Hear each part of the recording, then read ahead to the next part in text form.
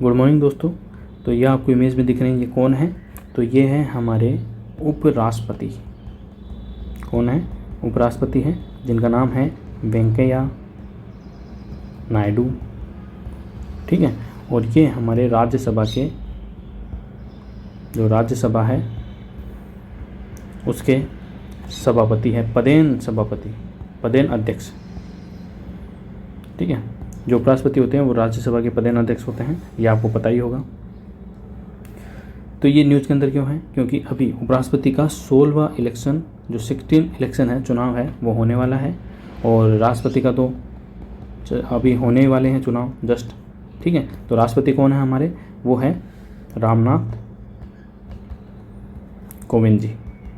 ठीक है। कौन है? रामनाथ कोविंद जी। ठीक है। और मैंने राष्ट्रपति पे वीडियो बना रखा है, तो आप प्लेलिस्ट में जाके देख सकते हैं। और जो राष्ट्रपति के उम्मीदवार कौन कौन हैं? एक तो मुर्मू जी हैं, जो कि एक महिला हैं, आदिवासी महिला, संताली आदिवासी महिला हैं। और एक है सिन्हा जी। कौन है? यशवंत सिन्हा जी। ठीक है। तो ये दोनों राष्ट्रपति के उम्मीदवार हैं।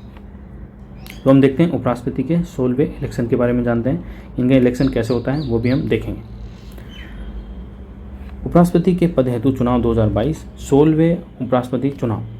उपराष्ट्रपति श्री एम वेंकैया नायडू के कार्यालय का कार्यकाल 10 अगस्त 2022 को समाप्त हो रहा है। भारतीय संविधान के अनुच्छेद 68 के अनुसार पद की अवधि समाप्ति के कारण हुई रिक्ति को भरने के लिए चुनाव निवर्तमान उपराष्ट्रपति का कार्यकाल समाप्त होने से पहले पूरा किया जाना आवश्यक होता है। चाहे राष्ट्रपति हो चाहे उपराष्ट्रपति हो, अगर जो जिनका कार्यकाल खत्म होता है, मतलब जो भी वर्तमान में जो राष्ट्रपति या उपराष्ट्रपति होते हैं, उनका कार्यकाल खत्म होने से पहले ही चुनाव करा लिए जाते हैं, ताकि बीच के अंदर कोई गैप ना रहे। तो उसके लिए संबंधित प्रावधान क्या है वो देख लेते हैं। राष्ट्रपति एवं उपराष्ट्रपति चुनाव अधिनियम 1952 और राष्ट्रपति एवं उपराष्ट्रपति चुनाव नियम 1974। ठीक है। ये दोनों अलग अलग है, तो आपको ध्यान रखना है। ये चुनाव नियम है, जबकि ये चुनाव अधिनियम है। जो चुनाव अधिनियम है वो 1952 का है, जबकि जो चुनाव नियम है वो 1974 का है।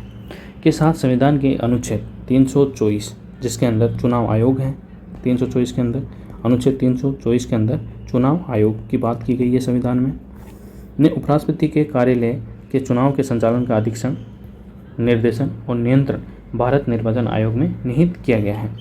राष्ट्रपति और उपराष्ट्रपति चुनाव अधिनियम 1952 की धारा 4(3) में प्रावधान है कि चुनाव के लिए अधिसूचना निवर्तमान उपराष्ट्रपति के कार्यकाल की समाप्ति से 60 दिन पूर्व, कितने, यानी कि 2 महीने पूर्व या उसके बाद जारी की जाएगी।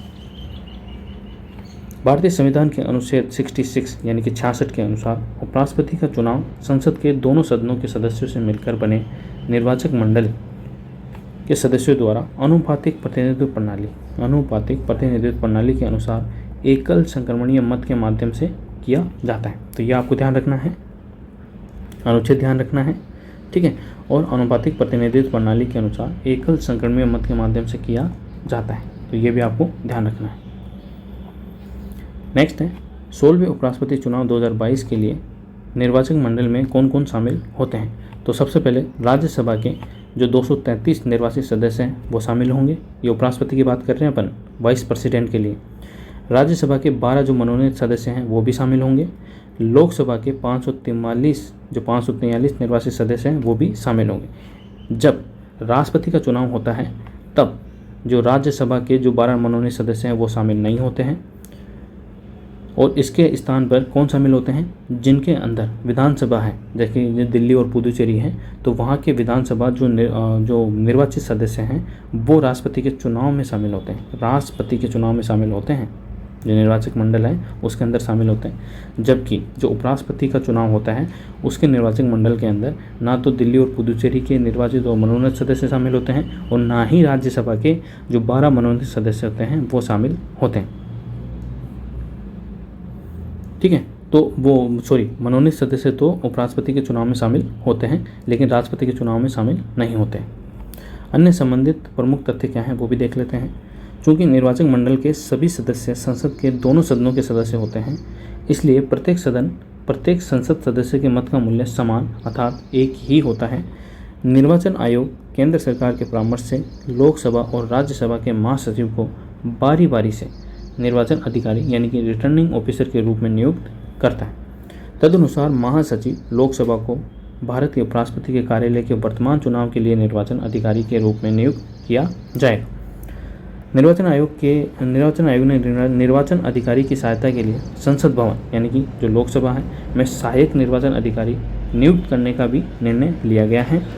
राष्ट्रपति और उपराष्ट्रपति चुनाव नियम 1974 के नियम 8 के अनुसार चुनाव के लिए मतदान संसद भवन में ही किया जाएगा। उपराष्ट्रपति चुनाव में मतदान के मामले में राजनीतिक दल अपने अपने सांसदों को कोई व्हिप जारी नहीं कर सकते हैं। तो ये इम्पोर्टेंट हो जाता है। अगर कोई राजनीतिक दल का सदस्य या सांसद अपनी पार्टी से बाहर निकलकर किसी अन्य को अगर मत देता है तो उसके खिलाफ व्हिप जारी नहीं कर सकते, मतलब उसको सस्पेंड नहीं कर सकते हैं, पार्टी से नहीं निकाल सकते। ठीक है, तो ये इम्पोर्टेंट है, ये आप ध्यान रखेंगे। ये है हमारे उपराष्ट्रपति वेंकैया नायडू जी, ये योगा कर रहे हैं। और योग डे कब मनाया जाता है? ठीक है, तो आप मुझे कमेंट बॉक्स में बताइए कि योग डे कब मनाया जाता है। ठीक है, और इस बार की जो 2022 की योगा की जो थीम थी, विषय था, वो क्या था, वो भी आप मुझे कमेंट बॉक्स में बताइए। This is yoga time. निर्वाचन विधि देख लेते हैं कि निर्वाचन विधि क्या है। संविधान के अनुच्छेद 66(1) में प्रावधान है कि चुनाव अनुपातिक प्रतिनिधित्व प्रणाली के अनुसार एकल संक्रमणीय मत के माध्यम से होगा और ऐसे चुनाव में मतदान गुप्त मतदान द्वारा होता है, मतलब गुप्त मतदान होगा, हाइड।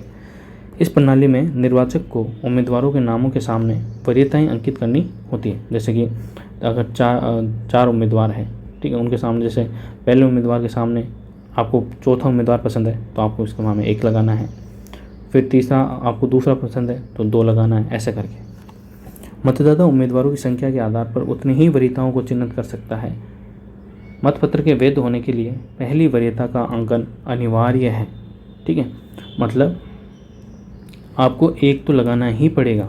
ठीक है, पहली जो मतपत्र के वैध होने के लिए पहली वरीयता का अंकन अनिवार्य है, अन्य वरीयताएं वैकल्पिक हैं, मतलब आप टिक लगा भी सकते हैं, नहीं भी लगा सकते, लेकिन आपको 1 तो लगाना ही पड़ेगा।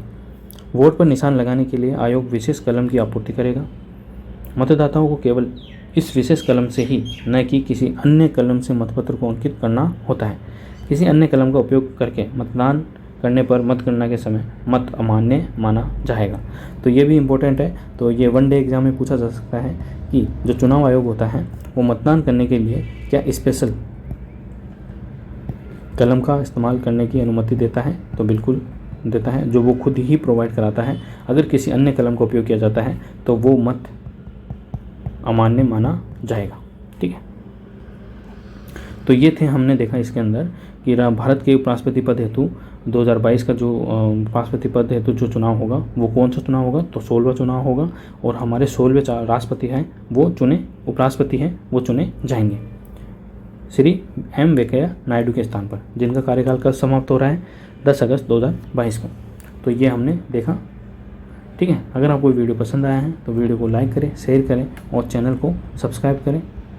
और इसकी PDF के लिए आप टेलीग्राम चैनल से इसे डाउनलोड कर सकते हैं। लिंक आपको इसी वीडियो के डिस्क्रिप्शन में मिल जाएगा। Thank you.